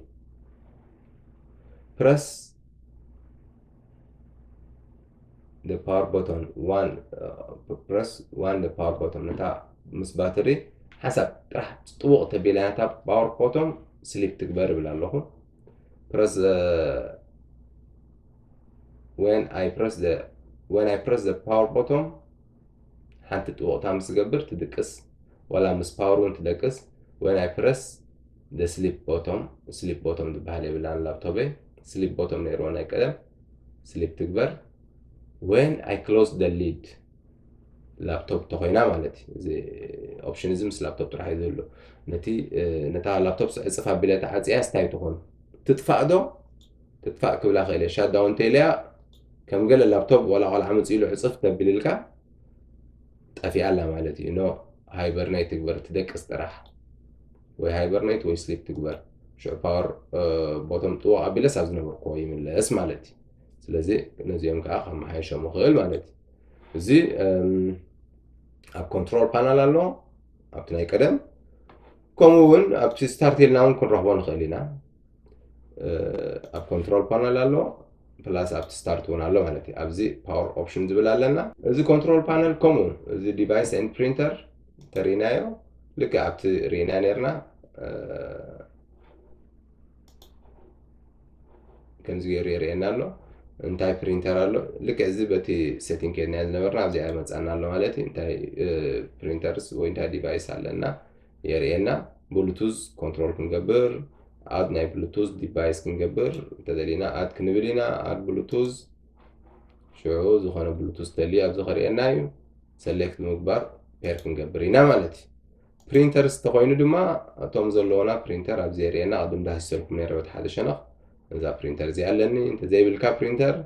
አትሊስት እዛ አዶብ ፒዲኤፍ ፕሪንተር ዝብል አክሮባት ጥቀም ተለኻ እንተ ዘይኮይንኻ እዛ ማይክሮሶፍት ፕሪንተር ቱ print to pdf ትብል እዚኣ ካብ ኩለን እዚአን አትሊስት እዚ ኣለዋ ኮምፒውተር ከማለት ዝኾነ ፕሪንተር ዘይብልካ አዶብ አክሮባት ፉል ትጥቀም ተለኻ እዚኣ ክትህልወካ ተዘይኮይኑ እዛ ፋክስን እዚአን እዘን ሰለስተ እዚአን ክህልወኻ ይኽእለን ማለት እዩ So control panel ماليسة كهفتو نزيوم يحز زعابة اب control panel قدم ببزح نتقمولو دنبرنا ستيل حجون زولو دما program and features زون program and features او كمبيوترنا هتصعينهم زولو سوفتويرات بمولهم ابزا program and features زبل علو مالتي as a program and features ዝብል ኣሎ ስለዚ ኣብዚ ኮይና ክንኣልዮም ንኽእል ኢና ዘድልየና ሶፍትዌር እንተልዩ ኣብዚ ብምምፃእ ክንኣልዮ ንኽእል ኢና ማለት እዩ ስለዚ ንኣብነት ኣነ ዘድልየኒ እንታይ ይህሉ እንታይ ኣሎ ዘድልየኒ ሶፍትዌር ዋላ ዘድልየኒ ቀደም ኣልየ ኣለኹ ስለዚህ ሌብሌን ግን እንታይ ንገብር ንኣብነት እዛ ሳይፐር ሊንክ ፓወር ዳይሬክተር ከዓልያ ዘልየ ኣብ ክሊክ ብምግባር አንኢንስታል ትብል ኣላ ኣብዛ አንኢንስታል ክሊክ ተገይረ የስ ተልያ ክትኣልያ ማለት እያ ንኽኣልዮ መደብ የብለን ስለዚ ኖ ክብላ ስኻ ልክ ኣብ ኮምፒውተርካ ፅዒንካዮ ፀናሕካ ዝኾነ ሶፍትዌር ክትኣልዮ ምስ እትደሊ ሓደን ኣብ ኮንትሮል ፓነል ብምምፃእ እዚ ኣብ ቀረባ ስለ ዝፅናሕክዎ እምበር ኮንትሮል ፓነል ኢልኩም ክፅሕፉ ዘለኩም ኮንትሮል ፓነል ኢልኩም ክፅሕፉ ኣለኩም ሽዑ ኣብ ፕሮግራም ኤንድ ፋይልስ ኤንድ ፊቸርስ ክትከዱ ኣለኩም ፕሮግራም ኤንድ ፊቸርስ ኦር ፕሮግራም ኤንድ ፋይልስ ኣብቲ ዊንዶው 10 ትጥቀሙ ተለኹም ማለት እዩ ስለዚ ኣብኡ ምስከትኩም ብዝርዝር ኣልፋቤቲካሊ ኦርደር ዳለዎ ብዚ ነቲ ክትኣልዮ እትደሊ ሶፍትዌር ኬትካ ሰሌክት ትገብር ነዚ ግእዝ ከኣልዮ ትደልየ ክሊክ ትገብር ናብኡ አንኢንስታል ምስ ዝገብር ሽዑ የስ እንተኢለ ድሮ ዳይሬክትሊ ክእለይ ኖ እብል ኣለኹ ማለት እዩ ሓደ እዚ እዩ ካልኣይ መንገዲ ድማ ኣብ ስታርት ኣብ ዊንዶውስ 11 መፂና ኣብታ ሴቲንግ ብምኻድ ኣብ ኣፕስ ትብል ንኸይድ ኢንስታል ኣፕስ ንኸይድ እቲ ክንኣልዮ ንደሊ ኣብዞም ተፃዒኖም ዘሎ ኣፕ ንደልየ ንኣብነት ፎቶሾፕ ከኣልየ ደልየ ኣለኹ መፅአ እዚኣ አንኢንስታል ኣብዛ ሰለስተ ነጥቢ እዘን ሰለስተ ዶት ዝብላ ትሪእዋን ኣለኹም ዝያዳ ምርጫ ክበኒ ማለት እዩ አንኢንስታል ተይለያ ካብ ኮምፒውተረይ ክእለ እዩ ማለት እዩ ብክልቲኡ ተመሳሳሊ ስራሕ ይህበና ማለት እዩ ስለዚህ ኮንትሮል ፓነል ነዚ ይመስል ዳይሬክት ምለስ ፕሮግራም ፋይልስ ማለት እዩ ሲስተም ፋይልስ ርኢናዮ ከምኡ ብማይክሮሶፍት ኣትየ ስለ ዘለኹ ሎሚ ካብ ማይክሮሶፍት ወፃኢ ኣካውንት ክሪኤት ክንገብር ኣይንኽእልን እንተዘይኮይኑ ሓድሽ ኣካውንት ኣድ ክንገብር ዝነበረ ክንዓሊ ኣብዚ ዩዘርስ ኣካውንት ኢና ንኣቱ ዩዘርስ ኣካውንት ማለት እዩ ስለዚ ማኔጅ ዮር ኣካውንት ታይፕ ማኔጅ ኣናዘር ኣካውንት ታይፕ ዝኾነ የለን ኣብዚ ሓድሽ ኣካውንት ክሬት ክንገብር ኣብዚ ኢና ንመፅእ ነዚ ንበይኑ ካልእ መዓልቲ ክንሪአና ብሓፈሻ ግን ኣብ ኮንትሮል ፓነል ብምምፃእ ዩዘር ኣካውንት ዝብል ኣብዚታት ኮንትሮል ክንገብሮ ንኽእል ማለት እዩ ኣብዚ ብፍሉይ ክንድህስሶ ንኽእል ኣብ ኮንትሮል ፓነል ከዓ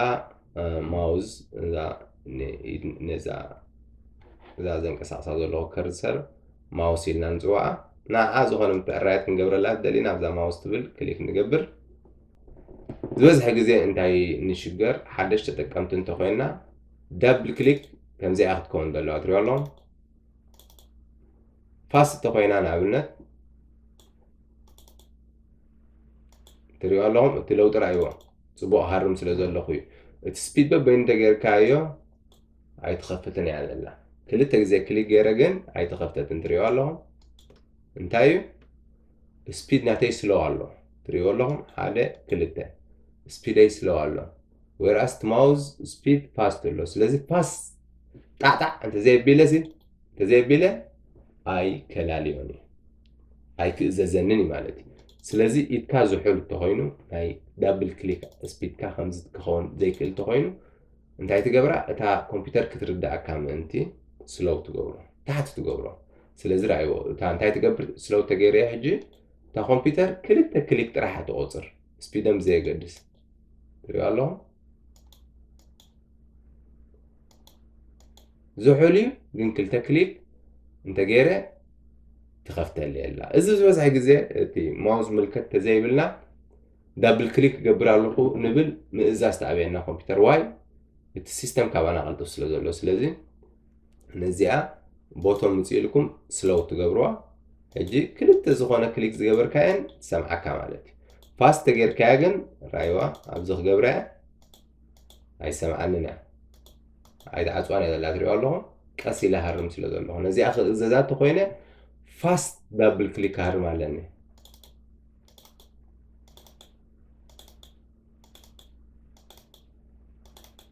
ትሪኦ ኣለኹም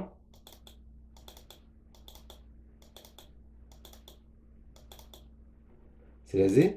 ክትእዘዘኒ ዘይክኢላ ነዝሕሎ ማለት ስለዚ ንቁልጡፍ ሰብ ይኹን ንዝሕል ሰብሲ እንተዝሓለ ፅቡቅ እዩ ንክልቲኦም ትእዘዞም እያ ብዚ ነቲ ዝሒሉ ቀሲሉ ዝሃረመን ነቲ ብቁልጡፍ ዝሃረመን ነቲ ብቁልጡፍ ዝሃረመ ፅቡቅ ትእዘዞላ ነቲ ቀስ ኢሉ ክልተ ዝሃረመ እውን ፅቡቅ ትእዘዞላ ማለት እዩ ስለዚ እዚኣ ኣዝሕል ተበል ናይ ሓይሽ ፖይንተር እዛ ኣመልካቲቶ ማለት እዩ ከምዚኣ ደቃቅያ ዘላ ትሪኦ ኣለኹም ልክዕ ክንዚኣ ዘላ ጥቀመላ ዘለኹ ንኣብነት ዌሪዝ ስታንዳርድ ላርጅ ኣነ ጥቀመላ ዘለኹ እዚኣ ትሪኦ ኣለኹም እዚኣ ከዓ ካብኣ ትዓቢ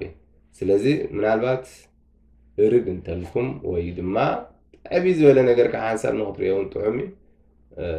እዚኣ ኣፕላይ ክገብር ክእል ሕጂ ልክዕ ክንዳ ኮይና ትሪኦ ኣለኹም ዓባይ ኮይና ትለ ስለዚ እቲ ዊንዶውስ ስታንዳርድ ላርጅ ሲስተም ስኬማ ይጥቀም ኣለኹ ማለት እዩ ካልእ ካብዞም መርፅ ንኽእል ኢና ኣነ ግን እዚኣ ዝኾነ ታሽሙ ዘይብላ እዚኣ መርፅ ነዚ ይመስል ካልእ ዊል ስክሮሊን ኣሎ ኣብ መንጎታ ነዙራ ነገር ኣላ ክንደይ ላይን ክትከደልና ደሊ the following number of lines at a time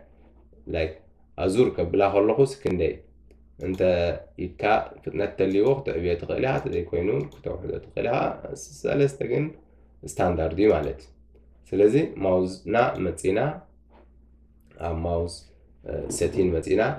ክነስተኻኽሎ ንኽእል ኢና ከምኡ ዴት ኤንድ ታይም ኣብዚ መፂና ክነስተኻኽሎ ንኽእል ኢና ካልእ ፋይል ኤክስፕሎረር ኣብዚ መፂና ክነስተኻኽሎ ንኽእል ኢና ንምንታይ ክነስተኻኽል ንኽእል كل جزء فايل اكسبلورر مالتي زي مالتي ترديكم الله كليك إلنا حاجة نابلنا كفيتات لنا الله ماي دوكيمنت ستيلنا أو خلات خفت الليلة أي تخدنا الله ماي بيكتشرز تتوقع الله سلازي نزس لو تكون قبرول تدلينا أبزي فايل اكسبلورر زبلنا خيد زي مسمسة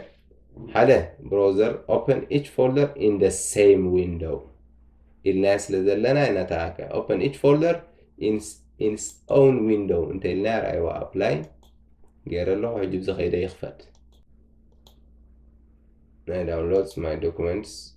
my pictures نعمل هجي لك كنت زمرت سناب زمالت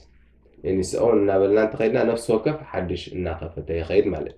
سلازم بس خدلنا دحر click item as follows single click to open an item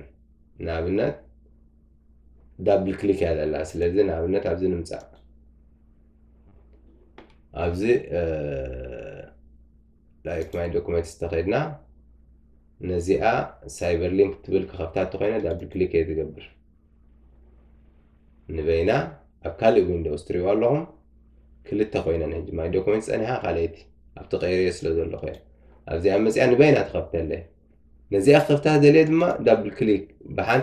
دبل كليك يقبر علني نزيئة خفتات دليل دبل كليك يعني كله نناتو ناخفو تغير له سلازم حساب زنف كلنا نناتو انت عايز قبرك نو كمبيوترك ماليسو لود استفل عليه نحاول confusing like بزح جزء أصل خبتلك نزي أزور بيلنا انت عين قبر كنا مع شو دلينا أبزي أمسينا فايل إكسبلورر أو كنترول بانل كنا أكندي open each folder in its own window نبل open each folder in the same سلازي نتحقق أي خير مالتي هجري أيوة أبزي أمسي my documents دلي حانت ساعة كان my documents cyber link دلي نساعة أواترا زي باور دايركتور دلي نساعة زي دلي نساعة سلازي كلن انتاين أب حدا قدس أي إنا extend ناقبر اللي كدني سلازي like حموش تعمق التغيرس حموش تفعل عليه explorer كخفت دقبو أبقى زارسو نادق من اللي يخيد مالتي سلازي أبزي كم رجع حساب ننبين ناخد دلي تخليها ننبين تدليها زي فايل explorer مسيحة open each folder in its own windows أبقى زارسو ناتها خيد تلنا دما إذا قداميتي open each folder in the same window كنبيل نخيل مالتي كالب أبزي click item as follows single click تيلنا حانت كليك تغيرنا كخفتي هجي دبل كليك يدولو ريهم اللهم دبل كليك ناقبر كخفت على خوزي لايك اب ماي دوكيمنتس كخيد وزا حانتيا دهريو نزيعة بحانتي ولا حانتي كفتوني تري واللهم حانتي ولا حانتي كفتوني سلز دبل كليك قبر علني نزيعة كخفت حانت كليك اي كفتني دبل كليك قبر علني سلز بحانت كليك قبرو تدلي ابزي امتي سينجل كليك انت إلي okay underline the icon title okay apply كبلا okay كبلا سلازي هجي نخيد single click إليه له documents كده cyber link دبل كليك تغيره كفيتو ولا تري ولا لهم power director دبل كليك تغيره كفيتو ولا بحانت كليك أبزي كليك تغيره كفيتو ولا سلازي زون سي by default to computer اتي Windows 11 دبل كليك بو يسرح by default بدبل كليك يسرح نسخة دبل كليك زي متشاكات تخينو اب كنترول بانل بمخاد نفايل اكسبلورر اوبشنز نتي دا سنجل كليكس انها اب نتي دبل كليكس انها اب سنجل كليك نغيرو مالتي سلازي ابز بممتع لو تكات نقبر نخلينا ابز ما برايفسي شو recently used file انت الكايو كل زي وورد كفت كلها كنا حاجة غرابة تقريب كانت تتكين كالو مثلا حكا وورد يريكا كالوت فولدرز كفت تخين كادو ما نعبنت أبزي إكسبلورر تخفيته تريوم علىهم زيوم توم ريسنتيوم زيوم كنت كمل لهم سلازو أنخو أمس إللي اللي مالك سلازو خمسة خير أنت دلينايو أبزي بممسح نزوم privacy زبل show recent used file نزيع يعليا show recently used folders يعليا show recommended sections زي زخانة حبريتات زي دليل يعليا مالتي أنا كنت بزعباي بزي كاي تكملوا التي لابتوبي لايك እንታይ ጥቀም ነይረ ኢለ ክበለል ክብል ኣይደልን ስለዚ ኣርእኒ ነቶም ሪሰንት ዝጥቀም ኩሎም እብላ ኣለኹ ፅቡቅ ባይ ዲፎልት ድማ ከምዚ ይፀንሕ እቲ ኮምፒተር ላይክ ኮምፒተር ሼር ትገብር እንተኮይንካ ምስ ብዙሓት ሰባት ግን እዚአን ኩለን እዘን ፕራይቬሲ ኦፕሽንስ አንቲክ አንቲክ አንቲክ እናገበርካ ነፍሲ ወከፍ ሰብ ባዕሉ ዘድልዮ ጉዳይ ፈቲሹ ከም ዝረክብ ትገብሮ ማለት እዩ ኦኬ እዚ ይመስል ኣብ ኮንትሮል ፓነል ኢና ፀኒሕና ካልእ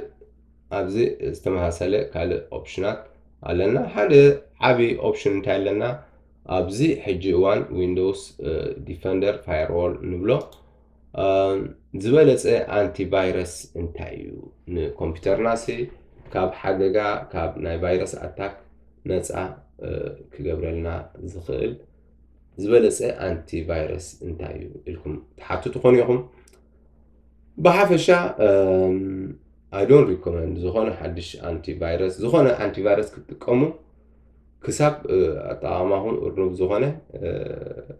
ክሳብ ንኮምፒተር ሓደ ዝተወሰነ ሰብ ጥቀመላ ዝኾነ ዊንዶውስ 11 ናይ ገዛ ርእሱ ዊንዶውስ 11 ጥራሕ ዘይኮነ እቶም ካልኦት ዊንዶውስ እውን ናይ ገዛ ርእሶም ዊንዶውስ ዲፈንደር ፋየርዎል ዝበሃል ኣለዎም ጀስት እቲ ፋየርዎል ኦን ክኾን ኣለዎ ኩሉ ግዜ ባዕሉ ዲፈንድ ክገብር ይኽእል እዩ ንዝመፅኦ ዝኾነ አንቲቫይረስ ኮመን ዝኾኑ ቫይረስ ክከላኸል ይኽእል እዩ ስለዚ ክሳብ ክንድኡ ናብ ሓደገኛታት ዝኾኑ ዌብሳይትስ ክሳብ ባዕልኻ ተኽታኹ ኮንካ ነቲ ሓደጋ ዘለዎ ቦታ ትኸዶ ክሳብ ዘይኮንካ እዚ ዊንዶውስ ፋየር ዎል ኦን እንተጌርካዮ ንኮምፒተርካ ፅቡቅ ገይሩ ዲፈንድ ክገብራ ይኽእል እዩ ማለት ስለዚ ነዚ ኦን ክንገብሮ ባይ ዲፎልት ኦን እዩ somehow ኦፍ ጌርኩሞ ተፀኒሕኩም ግን ኣብዚ ዊንዶውስ ዲፈንደር ፋየርዎል ዝብል ብምኻድ ተርኖ ዊንዶውስ ዲፈንደር ፋየርዎል ኦን ኦር ኦፍ ናብዚኣ ክሊክ ብምግባር ናተይ ሕጂ ኦን እዩ ዘሎ ኦን ኦን ኦን እንተልዩ ኣውቶማቲካሊ ዝኾነ ቫይረስ ትሬት ክህሉ ከሎ ኮምፒተረይ ብሎክ ክትገብርያ ፕላስ ኖቲፋይ ክትገብረኒ እያ ስለዚ ነቲ ብሎክ ጌራቶ ዘላ ይኣምኖ እንተኮይና ኣነ ከፍቅደ ኣብ ኮምፒተረይ ክኣቱ ተዘይኮይኑ ግን ግሮት ሲስተም ብሎክ ገይርዎ ኣሎ ማለት እዩ እዚ ዊንዶውስ ዲፈንደር ፋየርዎል ድማ ኣውቶማቲካሊ ምስቲ ዊንዶውስ 11 ኣፕዴትስ ማንዝሊ ዴይሊ ማንዝሊ እውን ኣይበፅሐን ሓንሳብ ዊክሊ ገለ ኣፕዴት ስለ ዝገብር ዝኾነ ሓድሽ ቫይረስ ኣብ ውሽጢ ሰሙን ኣብ ውሽጢ ዝወርሒ ሓድሽ ቫይረስ ወሪዱ ተልዩ ድሮ ኣፕዴት እቲ ሲስተምካ ኣፕዴት ትገብሮ ተለኻ ስለዚ ዲፈንድ ክገብረልካ እዩ ማለት እዩ ክሳብ ዝኾነ ኣሰካፊ ምንቅስቓስ ዘይሃለወካ it's not ግድን ኣይኮነን ዝኾነ ኣንቲ ቫይረስ ገዚእካ ክትፅዕን ዊንዶውስ ዲፈንደር ክትጥቀም ትኽእል ኢኻ ማለት እዩ this is my recommendation كومي تكم جنجل كالي تكم اللهم زلوا كالي براوزرز تكف سلزلوا حدا temporarily حدا أنتي فيروس تكم الله تأفى ويب سايت تنكف سلزلوا أنت زي كوينون كل جزء ويندوز ديفندر فايروول تكم مالتي سلوما أب كنترول بانل كتروحوا تقوليهم ويندو ديفندر فايروول زبل لكم مالتي زي مثل بحفشة أتي مسرتاوي أو ويندو 11 زنبر حدش نجر نزي مثل نزي زي متأخلكم بيترداكم زي نتوم جمرتي ملالي عمق زوالة أيكدنا ملالي كخون إلى الداليوزي سلزي أبزي من البات زي برحالكم ويقول أنا زي تنكفكو لايك نبيجنرس أقول إلى الحسبكو يغريبون لكم ذلكم زي ترداكم ويقول كأ كده ساس دلكم ما أرسلتلي please let me know أب comment كده فولي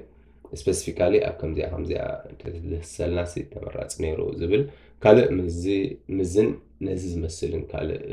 زخانة حتاري تا نتليكم دما let me know أبون أب comment كده فولي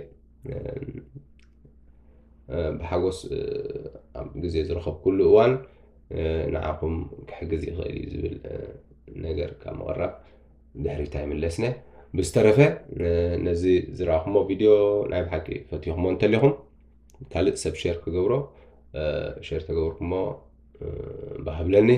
ከምኡውን ሳብስክራይብ ዘይገበርኩም ነዚ ቪድዮ እዚ ድማ ትሪእዎ ሰባት እንተለኹም ፕሊዝ ሳብስክራይብ ግበሩ እሞ ኣባላት ናይዚ ቻነል ኩኑ ከምኡውን ነዚ ቪድዮ ላይክ ብምግባር እንደገፍኩም ናርኢና ዝተረፈ ብካልእ ተመሳሳሊ ቪድዮ ክሳብ ንራኸብ በቢ ዘለናዮ ሰላም ሰናይ ቅነ